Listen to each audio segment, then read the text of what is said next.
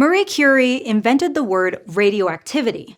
Literally. She and her husband, Pierre, revolutionized our understanding of the phenomenon. So it's only right that today her lab has been turned into a museum in Paris called the Musée Curie. But in the process of making those discoveries, the Curies and everything around them were exposed to a massive amount of radiation. The couple were buried in lead caskets to contain the radiation, and their furniture was similarly contaminated, which kind of makes you wonder, how safe is it to visit that museum today? After all, a lot of Marie Curie's stuff is still there, and some of it definitely remains radioactive. A recent BBC story on the subject inspired us to look into that question ourselves. Here's the safety report on the birthplace of radiology.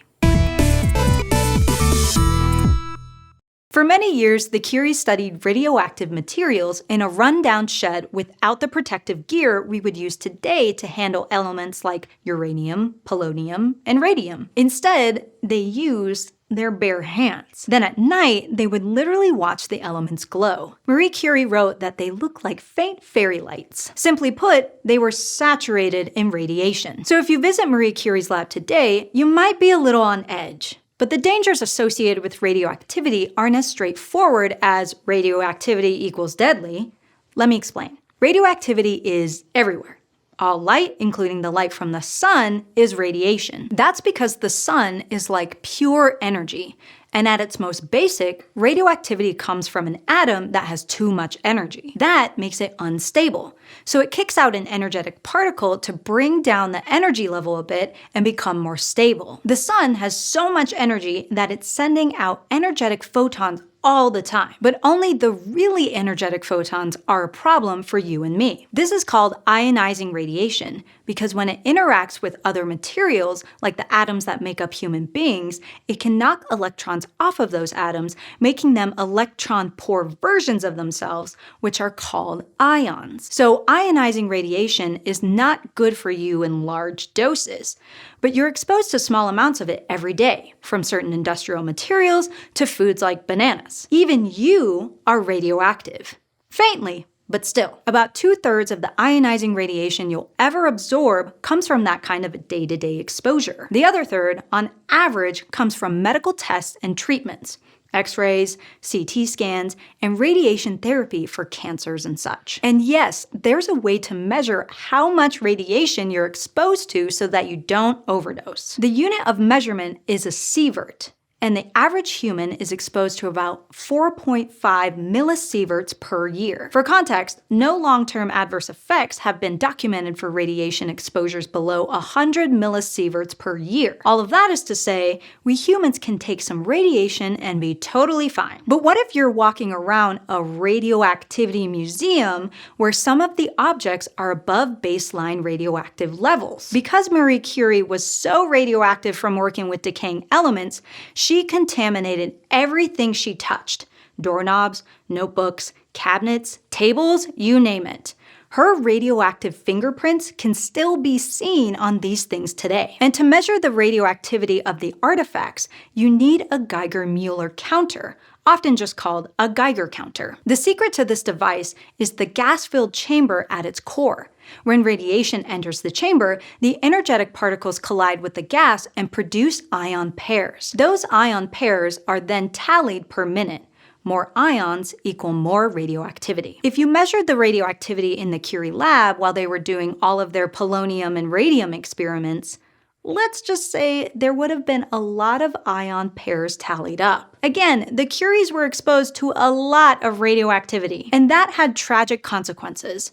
Radiation is cumulative, so even if you're only exposed to low-level radiation, you don't want to hang out in it for a long time. In addition to the calluses and burns Marie Curie obtained from handling radioactive materials, she eventually died from a radiation-induced blood disorder called aplastic anemia. Today, we know that exposure above 100 millisieverts can destroy bone marrow, reduce blood cell counts, increase your risk of cancer, and do all sorts of damage. Which brings us back to the safety of visiting that museum filled with her stuff. But before I tell you more about that, let's take a quick ad break. This SciShow video is supported by Brilliant, the online learning platform. I remember when our family got our first computer, the family computer that everyone shared, stationary where it was plugged in. Online learning has evolved a lot since then. In 2025, we know how to leverage a variety of platforms on your computer or phone to get the same high-quality knowledge in a more accessible format. You can access lessons developed by experts from MIT, Caltech, Microsoft, and Google, and learn from the best wherever and whenever you want, thanks to Brilliant. You can try it for free at brilliant.org/scishow by scanning the QR code on screen or clicking on the link in the video description. And you'll get 20% off an annual premium subscription. Most of the items in the Musée Curie today that are still contaminated are just what Marie Curie touched.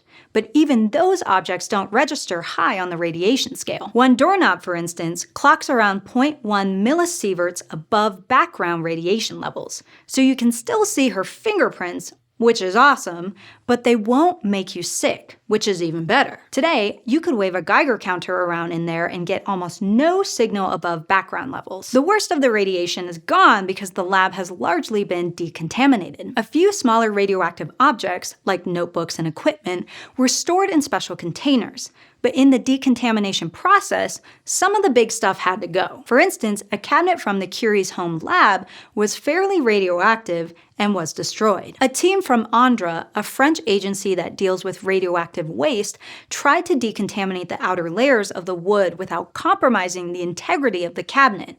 But the radiation had seeped into the deeper layers, and they couldn't save it. Marie Curie's original workbench was also removed from the space, being too deeply contaminated. There are a few ways to look at that kind of loss, but some of the people who worked to decontaminate the lab viewed it as the ultimate respect for Marie Curie's work. They were finishing the work she started by cleaning up the lab after she died. So now, everything left in the museum is widely considered safe. The public exposure limit for a regular person in France is 1 millisievert per year above the standard 4.5 millisieverts per year you're expected to get. Since radiation in general is more dangerous the longer your exposure is, and people don't visit museums for that long, you should be perfectly safe walking through our radioactive past. Whatever little radiation remains is, in a way, itself a historical object. Plus, the lab that's now a museum wasn't even where Marie Curie did her most toxic experiments. That happened in a shed nearby, which was destroyed during her lifetime to make way for a new physics building. Luckily, there's no real cause for concern at the museum today. That's what the BBC reporter who inspired this video found as well.